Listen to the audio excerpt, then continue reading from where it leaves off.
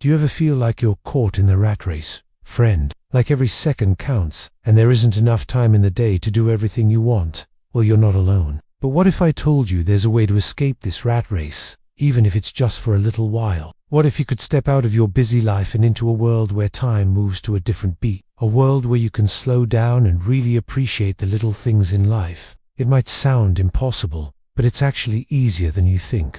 All you need to do is close your eyes and let your imagination take you away. You can visit a bustling marketplace filled with the sights and sounds of everyday life. Or you can stroll through a peaceful garden, letting the tranquility wash over you. Maybe you will sit by a tranquil lake and watch the fish swim by, or lose yourself in the pages of an old book. Whatever you choose to do, just make sure you do it slowly. Take your time and savor every moment. After all, there's no need to rush. You've got all the time in the world. So why not spend it wisely? And who knows, you might just find that the world is a much better place when you slow down and appreciate the beauty all around you. I welcome you, weary traveler, to a quiet journey through the echoes of the past. Tonight, we will drift back in time to an ancient land, a place of stoic warriors, intricate rituals, and lives lived under the shadow of the sword. We journeyed to feudal Japan, a realm often romanticized, yet one where existence for many was a demanding, unending task. As the day unwinds around you, allow your mind to release its grasp on the present. We will gently explore a world where the rhythm of life was dictated by the rising sun and the demands of powerful lords. There is no rush here, no urgency, just the steady hum of history unfolding at its own deliberate pace. Find a comfortable place, let your breath deepen, and prepare to step into the quiet, often unacknowledged corners of a fascinating era. Picture this, friend. You are standing in the heart of a typical village in feudal Japan. The air is alive with the murmur of daily life. Children's laughter mingles with the rhythmic clang of the blacksmith's hammer and the soft murmur of villagers going about their daily routines. The scent of wood smoke from a nearby home mingles with the aroma of freshly tilled soil, painting a vivid picture of rustic life. Your gaze drifts to a humble wooden house, its walls adorned with simple paintings of flowers and birds, hinting at the peaceful existence that awaits within. Suddenly, the air grows hushed, the laughter subsiding into respectful silence. You turn to see a procession approaching, led by a stoic samurai clad in black from his lacquered armor to his silk hat. His face, though partially hidden behind a wooden mask, exudes an air of authority. He is followed by loyal retainers and attendants, each moving with the precise, silent grace that marks them as part of the samurai's entourage. The procession passes you by, their presence momentarily eclipsing the tranquility of the village. And as they disappear from view, the laughter and chatter slowly return, weaving a tapestry of everyday life in feudal Japan. You awake to the first blush of dawn, the sky a canvas of soft pinks and oranges. The morning mist still clings to the ground, shrouding the distant mountains in an ethereal haze. The air is crisp, carrying the sweet scent of cherry blossoms and the earthy fragrance of wet soil. As the sun ascends higher, casting golden rays that pierce the morning mist, you spot a young farmer named Taro, preparing for his day's work. His movements are economical, born from years of habit. With a worn wooden hoe in hand, he tends to his crops, his brow furrowed in concentration as he weeds the rows of young rice shoots. In the distance, the faint ring of a temple bell echoes, marking the passage of time. As Taro works, you notice a young woman named Hannah approaching. She carries a woven basket filled with freshly picked vegetables, her steps light and graceful. As she approaches, she greets Taro with a warm smile, and together they begin their day amidst the burgeoning life of the rice paddies. Their simple routine, a testament to the quiet strength that sustains rural life in feudal Japan. The midday sun now hangs heavy in the sky, and you find yourself seated in a traditional Japanese inn. The tatami mats cool beneath you and the paper sliding doors offering a glimpse of a serene garden. Outside, the air is alive with the buzz of insects, and the only sounds that intrude upon the stillness are the distant call of a cuckoo and the gentle rustling of leaves in the soft evening breeze. You turn your attention to an elderly geisha seated across from you. Her hands, adorned with intricate tattoos, rest gracefully on her lap. Despite her age, her demeanor exudes a timeless elixir. Her eyes, though, tell a story of years gone by, hinting at a life well lived. As you engage in conversation, She shares tales of a bygone era, her voice a soothing balm that seems to have carried over from centuries past. Each story she weaves is a brushstroke on a canvas of time, painting a vibrant picture of feudal Japan's cultural richness. As the stories unfold, you realize that the true essence of feudal Japan lies not just in its grand historical events, but in the everyday lives of its people. As twilight begins to settle over the horizon, you stand beside a weathered fisherman named Jiro on a small wooden boat. The gentle rocking of the boat harmonizes with the lapping of the waves against the hull. Around you, the sky transforms into a canvas of deep purples and fiery reds, the last vestiges of daylight clinging tenaciously to the horizon. Jiro, with his weather-beaten face and calloused hands, embodies the quiet strength of those who eke out their living from the sea. As you cast your nets into the water, the rhythmic splash echoing in the stillness, Jiro shares tales of his life at sea, his voice a calm presence amidst the vast expanse of the darkening ocean. The tranquility of the evening is punctuated only by the cry of a lonely gull wheeling overhead and the gentle splash of the oars as you glide through the water. The fading light paints long shadows on the rippling surface, creating a scene of quiet beauty that encapsulates the essence of a day's end in feudal Japan. Now, as the night deepens, you find yourself seated in a dimly lit tea room, the air thick with the scent of matcha, the traditional powdered green tea. Outside, the soft glow of oil paper lanterns filters through the shoshi screens, casting dancing shadows on the tatami mats. Opposite you, a master tea brewer named Sino prepares the tea with meticulous grace, each movement precise and elegant, a silent poem in motion. The simple act of preparing tea becomes a profound meditation, a harmonious blend of aesthetics and spirituality. As you sip the bittersweet tea, its distinct umami flavor lingering on your tongue, you are enveloped in the tranquil atmosphere that has defined Sino's life for decades. In the quiet moments that follow, you contemplate the deeper meaning of wabi-sabi, finding solace in the beauty of imperfection that surrounds you. And so our journey through feudal Japan draws to a gentle close. As the moon ascends in the velvety night sky, you stand at the edge of a village, the silhouette of ancient pagodas now softened against the backdrop of twilight. The air is filled with the nostalgic hum of a day that's ending, the chirping of crickets, serenading the fading light. You turn to go, your footsteps echoing the rhythm of a life lived in harmony with tradition. As you walk away, the flickering lamplight spilling onto the path ahead, you carry with you the echoes of laughter, the whisper of ancient tales, and the comforting scent of morning rice paddies. Feudal Japan may recede into the past, but its spirit lingers, inviting you to return whenever you need a quiet retreat from the chaos of the modern world. Remember, friend, that life's most profound moments often reside in its quietest corners.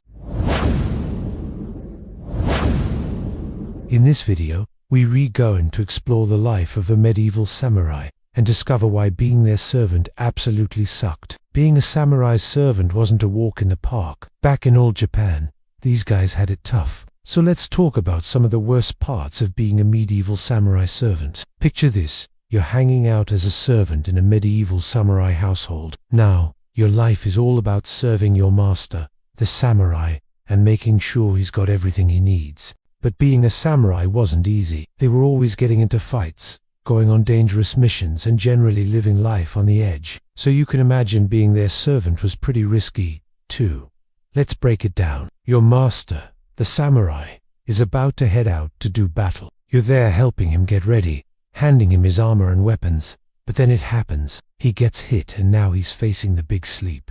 Oh man, what do? Well, if your master kicks the bucket in battle, chances are you might be next. The enemy could be coming for revenge or just looking to finish off the fallen samurai. So you better be ready to run for your life or defend yourself against those angry opponents. Talk about pressure. The worst part, if you survive this crazy adventure, you might end up carrying your master's body back home. No big. Just make sure to dodge any arrows along the way. And once you get back, you've got to prepare his body for burial, complete with a proper funeral. Yep. You're now in charge of giving your master the final send-off he deserves. Sounds like a tough gig. But wait, there's more. If your samurai boss doesn't kick the bucket in battle, he might die doing something totally random.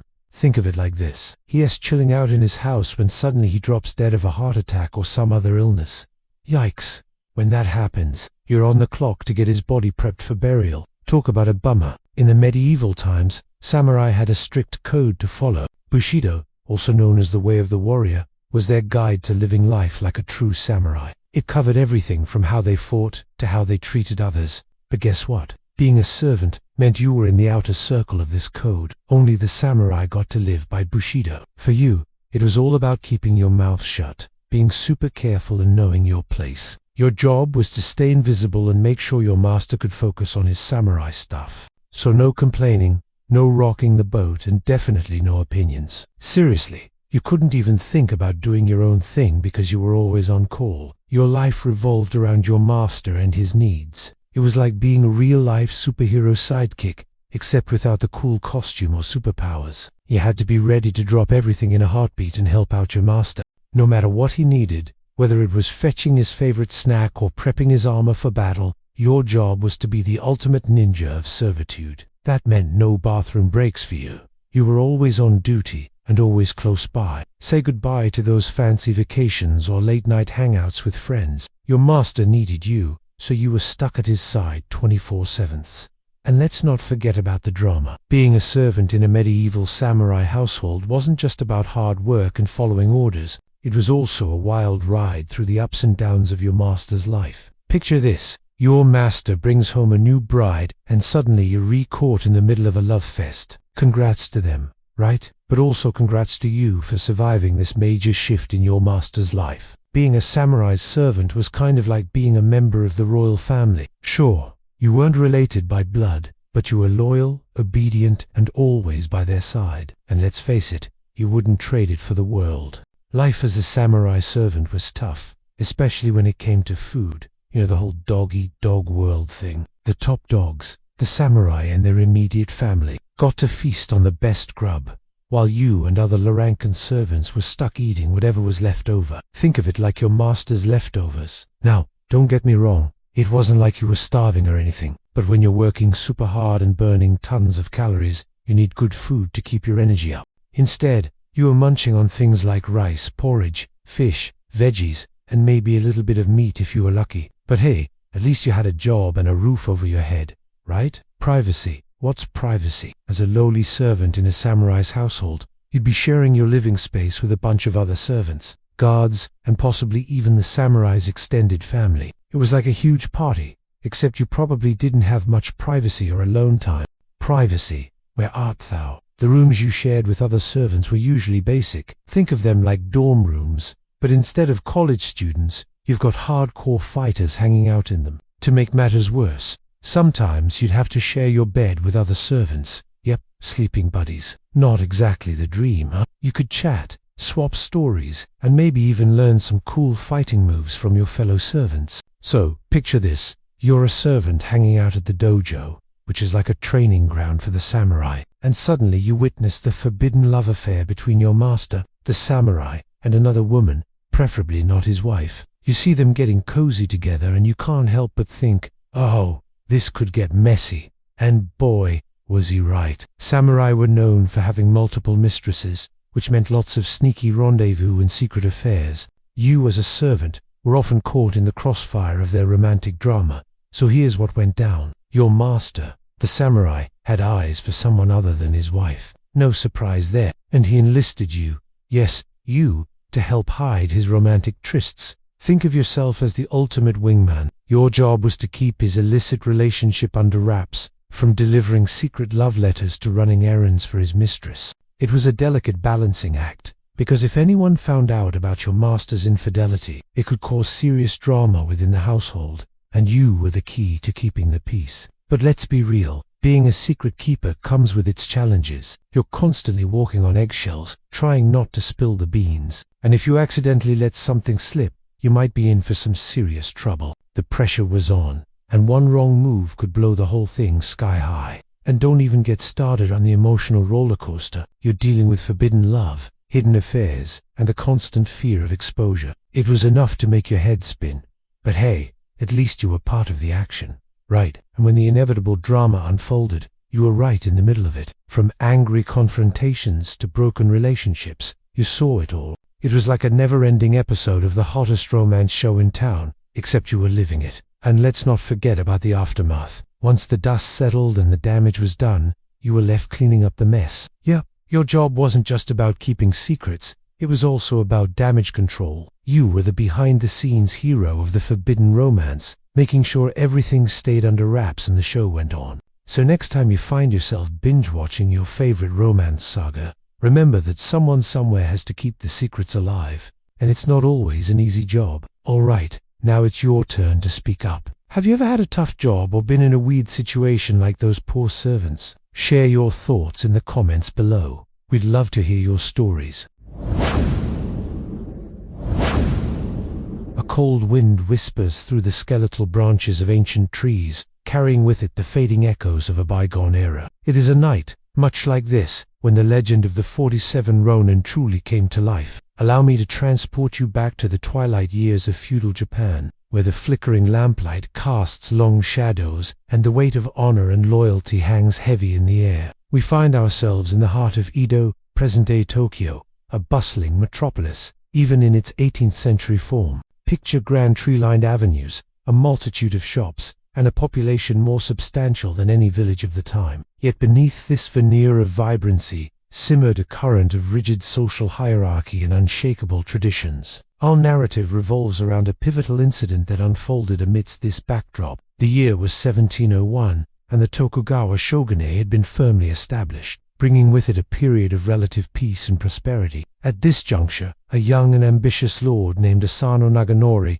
was summoned to Edo. He came from the small but proud domain of Aka, nestled away from the prying eyes of the capital. Asano, though eager to prove himself in the grand arena of the shogun's court, was not without his limitations. His small domain meant fewer resources and consequently a less refined reputation. And so it was that he became a target of subtle slights and calculated maneuvers, a vulnerability he was ill-equipped to navigate. Amidst this charged atmosphere, Asano encountered a man named Kira Yoshinaka, a courtier whose position and influence far surpassed his own. Kira, a master manipulator, saw in Asano a mark of potential disgrace, and he wasted no time in making his move. Over time, Kira began to needle Asano with subtle jabs, questioning his manners, his taste, and even his very intellect. These barbs, though seemingly insignificant, were meticulously aimed at one particular sore spot: Asano's inexperience in the intricacies of court life. You can practically feel the tension coiling in the air as Kira's taunts become increasingly bold.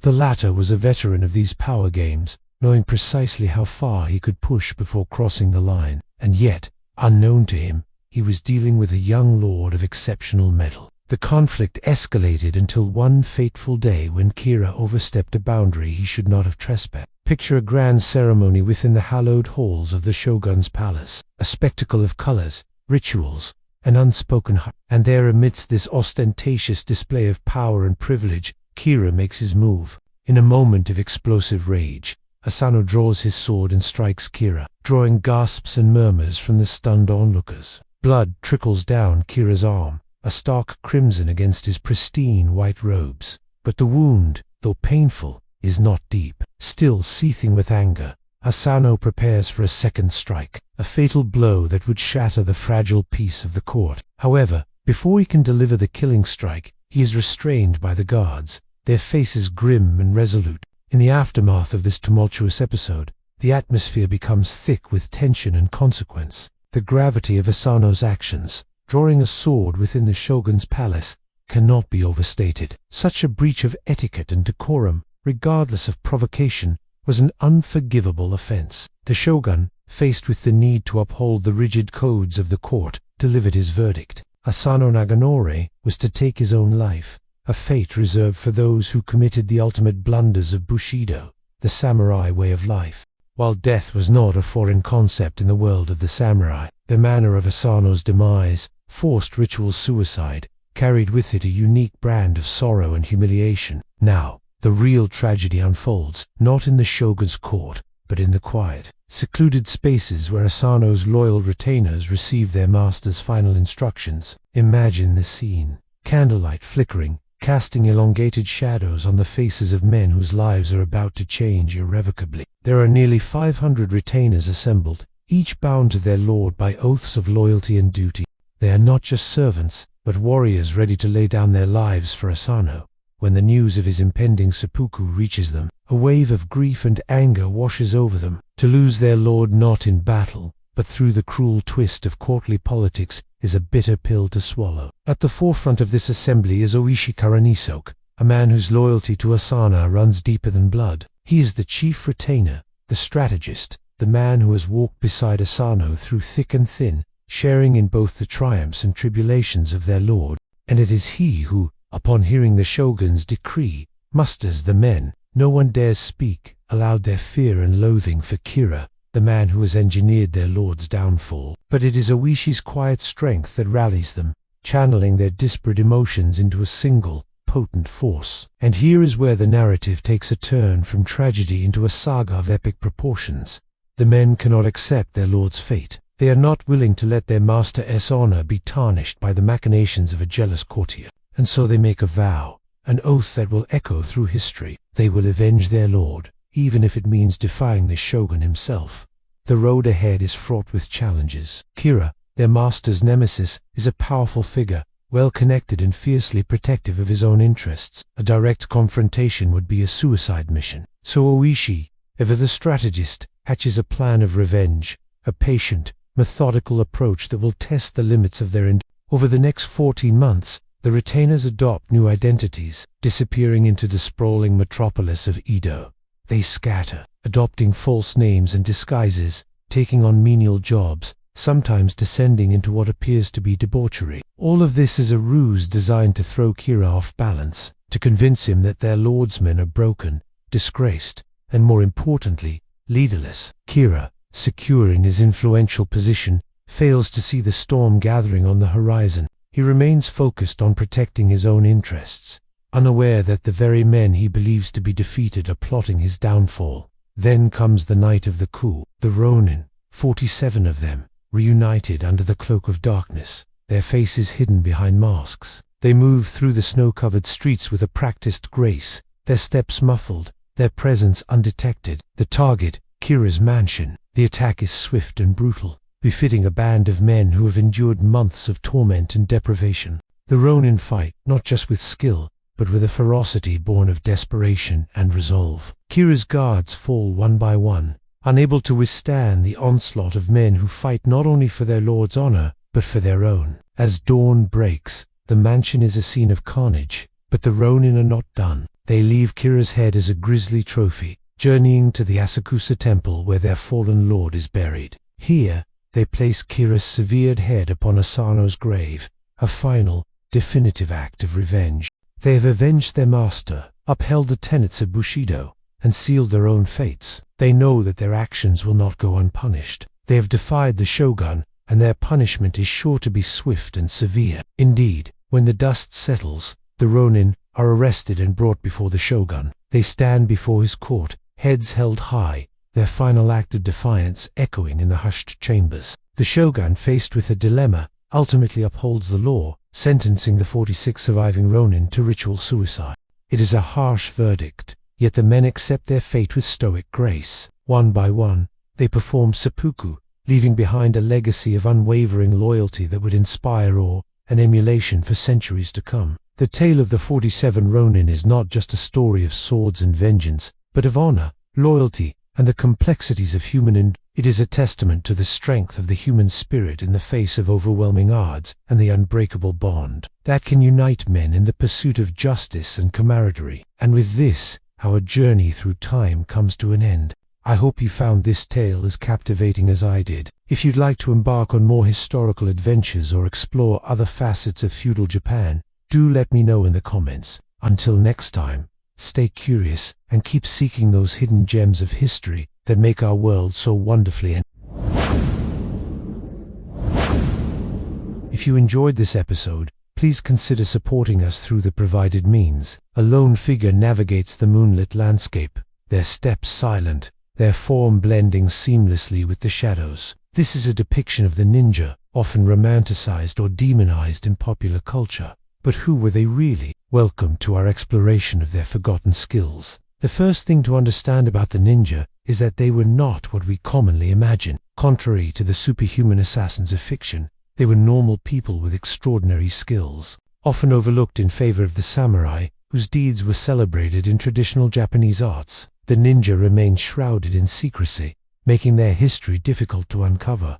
Records about them are scarce, leading to many misconceptions and myths. Yet despite the gaps in historical documentation, there's much about their forgotten skills that we can piece together. To truly appreciate the ninja's skill set, one must understand their role in feudal Japan. The ninja, also known as shinobi, served as spies, infiltrators, and working in the shadows to gather intelligence and disrupt enemy plans. Their methods were varied and often brutal, involving everything from interrogation and assassination to infiltration and espionage. But the ninja's most important tool was information. By gathering intelligence on enemy movements and fortifications, the ninja provided their employers with the upper hand in battle. Now, let's dive into some of their lesser-known skills.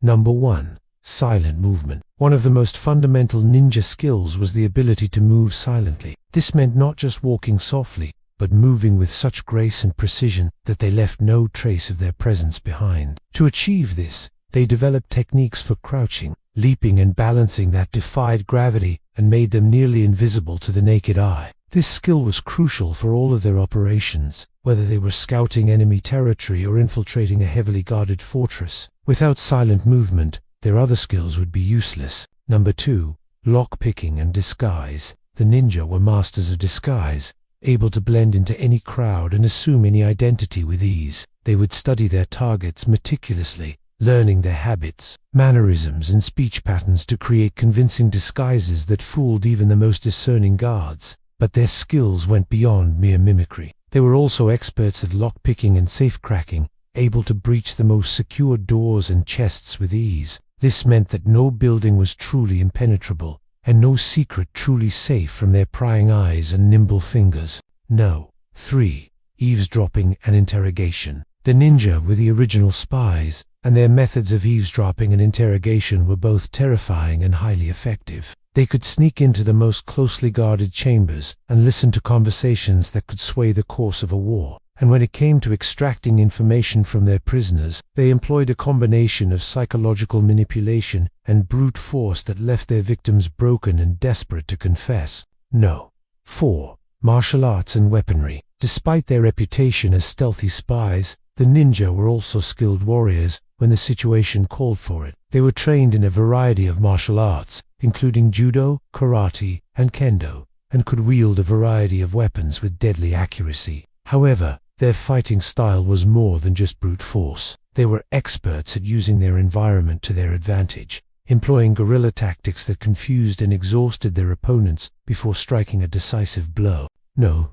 5. Knowledge of plants and poisons. The ninja were not above using chemical weapons, and their knowledge of plants and poisons was both extensive and terrifying. They would collect rare and dangerous plants from across the land, experimenting with their effects on humans to create deadly concoctions that could take down an enemy army or protect them from harm. Their mastery of poison was so advanced that they could brew elixirs that tasted like fine cuisine, ensuring that their unsuspecting victims met their demise without ever knowing what hit them. Number 6. Fire setting and demolition. One of the most spectacular and destructive ninja skills was their ability to set fires and blow up buildings with a single well-placed projectile. They were trained to ignite structures from a distance, allowing them to escape before the flames engulfed their target. This skill was particularly useful during sieges when they could weaken enemy defenses by burning down key buildings or bridges. Number 7. Acrobatic skills and gymnastics. Ninja were highly trained acrobats and gymnasts, which helped them in all aspects of their work.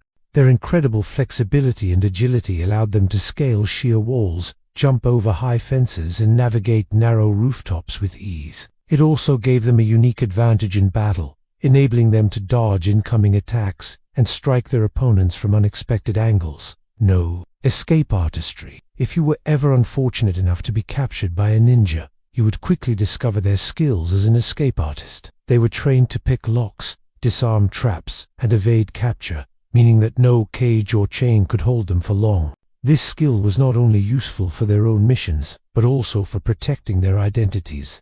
No. Psychology and mind games. Perhaps the most underappreciated aspect of ninja skills was their expertise in psychology and mind games. They knew how to read their opponents, anticipating their moves and exploiting their weaknesses. They were also skilled at manipulating people into doing their bidding, whether through threats, bribes, or false promises. This skill was especially useful during interrogation, when they would use their knowledge of human nature to break down their captives and extract the information they desired. Number 10. Survival skills. Lastly, the ninja were experts in survival skills, capable of surviving in the wilderness for extended periods of time with limited resources. They knew how to find food, build shelter, and stay warm in harsh weather conditions, meaning that they could operate behind enemy lines for long durations without being detected. These skills were essential for their missions, allowing them to lay low and gather intelligence until the moment was right to strike. In conclusion, the ninja were far from the mystical assassins portrayed in fiction. They were highly skilled individuals who mastered a wide range of disciplines, from silent movement to survival skills. They played a crucial role in feudal Japan, providing their employers with the edge they needed to win battles and secure their domains. Their legacy continues to fascinate us today, reminding us that true power lies not in brute force, but in knowledge, skill, and adaptability. So do you know of any other skills possessed by the ninja? Share your thoughts below. Your feedback is valuable and helps us create more engaging content. Don't forget to stay tuned for more fascinating historical insights. Together, let's keep the spirit of discovery alive. Imagine stepping into a room filled with priceless artifacts from a bygone era, each piece whispering stories of battles fought and victories won. Now close your eyes and picture yourself standing in the heart of a bustling market, the vibrant colors, enticing aromas, and lively chatter all around you. You find yourself drawn to a particular stall, not by the allure of the merchandise, but by the enigmatic presence of the merchant behind it. His weathered face is a roadmap of a life well lived, his eyes twinkling with secrets waiting to be uncovered. As you engage in polite conversation, subtly testing his knowledge of local law, you notice peculiar markings on his arms, subtle hints of a past shrouded in mystery. Intrigued, you inquire about them, and the merchant hesitates, a flicker of sadness crossing his features before he reveals the truth. These markings are not mere tattoos, but the remnants of a painful ritual marking him as a member of a secret, almost forgotten clan, the Kugaru Ninja. He shares with you tales of their clandestine operations, their skills in deception and combat, and the perilous missions they undertook under the cloak of darkness. But as the sun begins its descent, casting long shadows across the market, the merchant grows somber. He explains that the knowledge he possesses is too dangerous to reveal, and he fears that those who seek to exploit their secrets will stop at nothing to silence him. With a final warning, he urges you to forget this encounter ever took place, leaving you to ponder the enigmatic world of the ninja and the secrets they hold. Did you know that your name has a secret meaning that can reveal a lot about your personality? Well, if you don't know, then I've got good news for you, because we are back again with another awesome and informative video. In this video, we will be taking a closer look at the name Yo. If you are curious and want to find out what the secret meaning behind the name Yo is, and how it influences the personality of a person named Yo, then stay with us until the end of the video. But before we start, make sure to hit the like button and subscribe so you won't miss any new videos. Yo is a name that carries with it a sense of mystery and allure. Its origins can be traced back to ancient Japanese roots, where it is believed to encapsulate profound meanings that resonate with those who bear this name. At first glance, Yo might seem like a simple and unassuming name. However, when we delve into its deeper essence, we uncover a multitude of interpretations that contribute to the formation of a unique personality. The name Yo is believed to have originated from a Japanese word that translates to general or sovereign. This etymology imbues the name with a sense of authority and leadership. Those who answer to Yo are often perceived as natural leaders with a commanding presence. They possess a strong sense of purpose and direction, enabling them to guide others toward a common goal. Additionally, the name Yo is associated with the concept of good fortune or prosperity. This fortunate connotation suggests that individuals named Yo may enjoy good luck and success throughout their lives. They have a knack for seizing opportunities and turning them to their advantage, often finding themselves in positions of privilege and acclaim. Furthermore, The name Yo holds a deep connection to the Japanese kanji character that symbolizes correctness or righteousness. This interpretation underscores the strong moral compass and sense of justice that many Yos possess. They tend to be individuals who stand up for what they believe in, guided by their unwavering principles and commitment to doing what is right. The name Yo is also linked to the idea of harmony and tranquility. This peaceful association signifies that those named Yo often seek balance and order in their lives. They value harmony in their relationships and strive to create a sense of tranquility in their surroundings. These individuals have a calming influence on others, bringing a sense of serenity to those around them. The name Yo carries with it the essence of strength and resilience. It is believed to be derived from an ancient Japanese word that means brave or valiant. This heroic interpretation reflects the courageous and determined nature of many individuals named Yo. They possess an indomitable spirit, enabling them to overcome obstacles and persevere in the face of adversity. Their bravery extends beyond physical strength, encompassing mental fortitude and emotional resilience as well. Lastly, the name Yo has a profound connection to the concept of generosity and kindness. It is seen as a name that embodies compassion and empathy towards others. Those who bear the name Yo are often known for their warm-hearted nature and willingness to help those in need. They approach life with a sense of generosity, sharing their resources and offering support to those around them. These interpretations offer a glimpse into the rich tapestry of meanings that are associated with the name Yo. From leadership and good fortune to harmony and generosity, the various interpretations contribute to the creation of a multifaceted personality. While names do not define an individual completely, they serve as a fascinating starting point in understanding the unique qualities and traits that may shape a person's journey through life. Understanding the deeper meaning behind our names can help us appreciate the influences that have shaped us and provide insight into our strengths, challenges, and life path. Now that we know more about the hidden meaning and symbolism of the name Yo, let's take a closer look at how this name influences the personality of a person. To truly understand the complexities of the name Yo and its impact on personality, we must explore some of the characteristics often associated with those who bear this name. One of the key aspects of a person's personality is their approach to emotions. People with the name Yo are typically introspective and they tend to think deeply about their emotions and how they affect others. This introspective nature allows them to maintain a level of emotional stability and composure in various situations. They understand their own emotional needs while also being sensitive to the feelings of those around them. When faced with challenges or setbacks,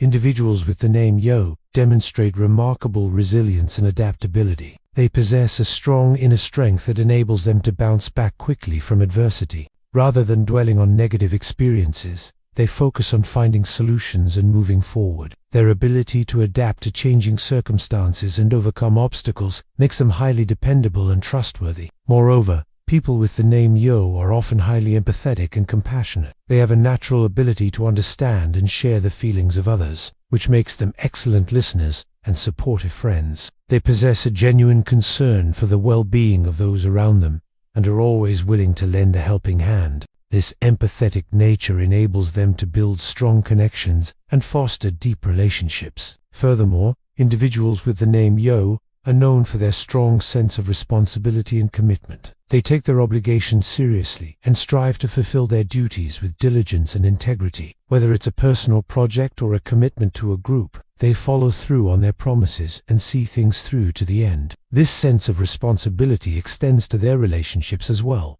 where they are loyal and devoted partners, family members, and friends. They are trustworthy and reliable, always ready to lend a helping hand. In addition to their emotional and interpersonal strengths, people with the name Yo also possess several cognitive and behavioral characteristics that contribute to their unique. They are often highly intelligent and quick learners. Their inquisitive nature drives them to seek knowledge and explore new ideas. These individuals enjoy solving problems and finding innovative solutions. They are adept at critical thinking and possess a remarkable ability to articulate their thoughts and ideas effectively. Furthermore, people with the name Yo are known for their creativity and imagination. They have a talent for expressing themselves in unique and imaginative ways. Whether it's through writing, art, or music, they possess a natural ability to tap into their creativity and bring their ideas to life. This creative spirit enables them to approach life with a sense of wonder and curiosity. always seeking new and exciting ways to express themselves. As we continue our exploration of the fascinating name Yo, it's important to recognize that while these characteristics are commonly associated with individuals who bear this name, each person is unique and complex. These traits provide a general framework for understanding some of the qualities that may emerge in a person named Yo. Ultimately, it's the combination of these characteristics that creates a distinctive personality. While names are just one piece of the puzzle in understanding a person's personality, they certainly offer a captivating glimpse into the intricate tapestry of human nature. By exploring the hidden meanings and symbolism embedded within names like Yo, we can gain a deeper appreciation for the forces that shape our identities. Names carry with them cultural significance, historical echoes, and personal narratives that contribute to our sense of self. They serve as a reflection of our heritage, values, and the stories that have been passed down through generations. Furthermore, names hold a unique power in shaping how others perceive us and interact with us. The way our names sound and the meanings they convey can influence how others respond to us. It can shape their first impressions and set the tone for our interactions with the world. Our names become part of our public identity, a label through which others may form expectations or stereotypes. But it's essential to remember that we are not solely defined by our names. While they may offer an initial framework, our personalities and identities are shaped by a multitude of factors, including our experiences, choices, and interactions with the world around us. The true essence of an individual goes far beyond the confines of a name. It emerges through our actions, passions, and the unique ways in which we navigate life's complexities. While names like Yo can provide an intriguing lens through which to examine certain personality traits and tendencies, they should not be considered absolute or Each person is a mosaic of various influences, and our names are just one of the many pieces that come together to form this intricate masterpiece. If you found this video insightful, we encourage you to share it with others who may also find value in it. Your support means everything to us, and we greatly appreciate your continued love and support. We hope to catch you in the next one. Until then, keep being you. The embers of the evening sun bleed across the horizon, staining the clouds with hues of fading courage. Much like the life of a samurai's servant, their existence was a silent poem, written in the language of patience and sacrifice. The ink of their sweat marked the paper of their master's armor, polished to perfection. For these men, every sunrise was a brushstroke, adding another layer of toil to the masterpiece of their servitude. But as night fell and the moon painted the world in silver, they found solace in the quiet camaraderie of shared labor and quiet dreams of fleeting freedom. Their story, though humble, was a valiant one, played out in the background of history's grander narrative. They were the understated heroes of Bushido, the way of the warrior, living out their own personal battles against dust, grime, and fatigue. Like the slow fading of a watercolor painting, their sacrifices gradually became transparent to most, but not to all. There were those who understood the depth of their commitment, the value of their quiet heroism. They knew that the servant's true worth wasn't measured in gold or land, but in the steadfast loyalty and unbreakable spirit that saw them through every dawn and dusk. These men, shrouded in the muted tones of a bygone era, were a testament to the quiet strength that often goes unnoticed in the clamor of a bustling world. And yet, amidst the many facets of feudal Japan, there were others whose brilliance shone with a different light, as bright and unwavering as the midday sun. These were the 47 Ronin, samurai without a master, but their story was anything but ordinary. It was a tale as old as time itself, a story of loyalty, betrayal, and revenge. Yet it was in the telling that their story became a thing of legend, a shining beacon in the sometimes murky waters of history. Their actions were a dramatic counterpoint to the gentle hum of the servants' lives, a grand opera where each note resonated with the unwavering pursuit of justice and fidelity. Their saga spanned years, testing their mettle and hardening their resolve like the tempered steel of their swords. It was a long game, a chess match where every move had to be precise, every counter carefully calculated. Patience became their virtue, masking their pain and preserving their strength for the inevitable showdown. It was a dangerous path they walked, balancing the scales of retribution while adhering to the rigid code of Bushido. For them, it wasn't just about seeking vengeance, it was about upholding honor and duty. Their story was a ballad sung across generations, a tribute to the indomitable spirit that refuses to bend in the face of adversity. And like the continuous rhythm of waves crashing on the shore, their tale served as a reminder of the relentless passage of time and the importance of acting swiftly before the sands slipped through one's fingers. But within the heart of this grand narrative, there were those who navigated the shadows, their movements as fluid and enigmatic as smoke. They were the ninja, warriors cloaked in mystery and wielding powers both feared and revered. Unlike the Ronin, whose strength lay in their physical prowess and unwavering spirits, the ninja drew their power from the intangible, the unseen forces that governed the art of deception and infiltration. Their story was a whisper in the wind, rustling through the trees, leaving those who heard it none the wiser. In a world where brute force was often celebrated, the ninja thrived in the margins, where subtlety and strategy were the true measures of power. They were masters of disguise, able to blend into any environment, becoming invisible to those who did not know where to look. Their skills were not born of brawn, but of intellect, patience, and an understanding of human nature that bordered on the supernatural. Their story was a testament to the quiet power that resided in the shadows, proving that sometimes it was not the loudest voice, but the softest whisper that could change the course of history. And like the ever-shifting sands of the desert, their impact was felt long after their presence was gone, shaping the destinies of others without leaving a trace of their own. Yet as the moon climbed higher in the sky, casting an ethereal glow over the landscape, our journey takes us to the very heart of feudal Japan's power structure, the shogun's palace. Here, amid the opulent chambers and meticulously manicured gardens, the air itself seemed to crackle with the energy of authority and tradition. Unlike the servants, Ronin or ninja, whose existence was defined by action and struggle, the shogun's palace was a microcosm of controlled stillness. Time within its walls seemed to flow differently, measured not in the passage of sunlight, but in the slow, deliberate cadence of age-old rituals. Life here revolved around a strict hierarchy, where every gesture, every word, every bow was a testament to the immutable order of things. The shogun, the embodiment of supreme power, existed in a world where every decision rippled outwards, affecting countless lives. His days were filled with the weighty responsibilities of governance, his nights with the quiet contemplation that came from knowing he held the fate of a nation in his hands. He, too, was a player in the intricate game of power, maneuvering alliances and rivalries with the precision of a grand master. And yet, for all the trappings of wealth and prestige, life at the top was not without its burdens. The shogun carried the weight of his ancestors' legacy on his shoulders, ensuring that the honor and traditions of his lineage remained unblemished. His world, though gilded,